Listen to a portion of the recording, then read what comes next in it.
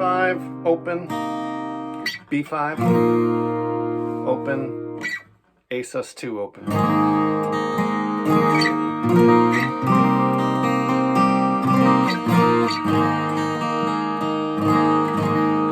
This is an Alvarez AG60 8-string guitar. Nope, got 8 strings there. And what it is a 12-string in the middle, if that makes sense. So it's like a compromised 12-string guitar.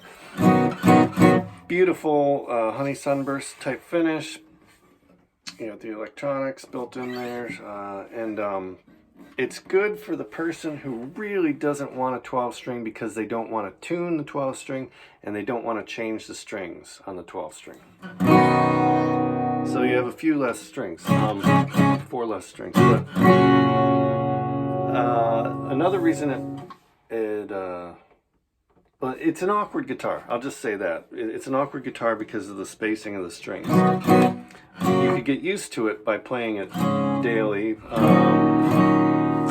I think ultimately what's going to end up with this guitar, somebody will buy it who has thick fingers and they'll just remove the extra 2 strings, because it'll be slightly wider neck here and easier to play for somebody with thick fingers. And we've seen that happen with 12 strings, where somebody has really thick fingers, they buy a 12-string guitar, they just remove every other string, and they've got kind of that thicker neck, so they can, if that makes sense.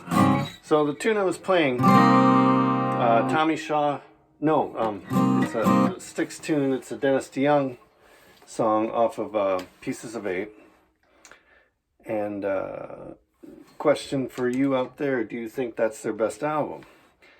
It had 3 strong songs on it, and they were all Tommy Shaw songs, right? Blue Collar Man, Renegade, and Sing for the Day, which was a song for the audience, right? Sing for the Day, he's singing about the energy going back and forth between the fans and him. So here's the discography. There's on the peripheral, there's a few albums ahead of Equinox, and then there's a few albums after Kilroy, but this is kind of their sweet spot, right? Especially those 4 albums. They're starting with The Grand Illusion, going to Paradise Theater. And I still remember when Kilroy was here, came out, and I was 14, and a lot of us were thinking, oh shoot, you know, a lot of the rock stars were cutting their hair and going synthy. So when I was doing the calendar for awesome albums and 365 perfect albums, it's like, should I throw a Styx album in there? And ultimately I did. I went with the most solid Styx album. So what is the most solid Styx album? Is it Pieces of 8? Is it The Grand Illusion? Well, here's my thoughts. It's the album they released 2 years ago, Crash of the Crown. That's their most solid album. It doesn't have Dennis DeYoung. It doesn't have the Panazzo brothers on it. The drummer is amazing. Amazing drummer. And he was at Berkeley the same time I was. I didn't know him though. And just most solid production. And yeah, it's just a great sounding album.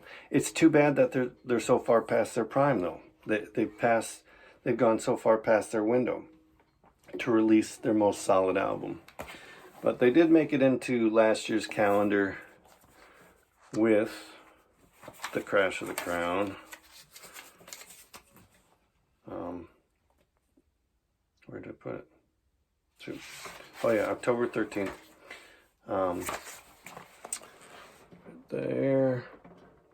And then I also put them in at the beginning of the calendar on January 30th. Yeah, I had the best of. 2021 we had Deep Purple, Machine Head, and last year I put them. And I remember that because somebody wrote into the calendar and they used the word corporate. So I won't give you the full context.